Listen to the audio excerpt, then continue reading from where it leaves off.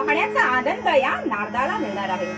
पण परमेश्वरा, हसवणाऱ्याला हसवतोस आणि क्षणातच रडवतोस.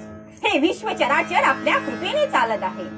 आणि हे नारायणा, सदोदित माझ्या मुखातून तुझ्या नामाचा जप सुरू असतो. आणि तूच मला देवतांचा अनुयायी केला आहेस.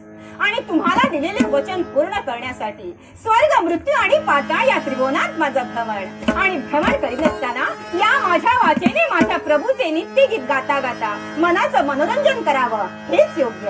नारायण